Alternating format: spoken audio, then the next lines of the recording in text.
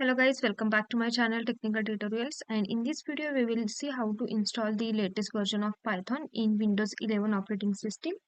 So let's start. First open your favorite browser and search for Python and just hit enter. Then you will navigate to this page, and here we have the python.org, the official website for the Python. So just click on this link.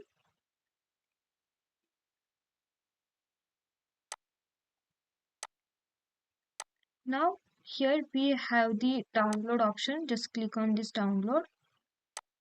The latest version of Python is Python 3.13.1. Click on this download button.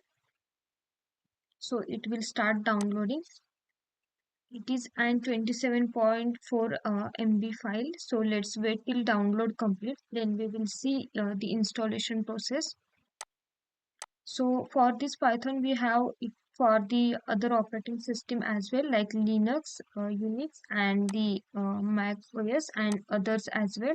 So you can just click on these links and you can get it download for the other operating system as well.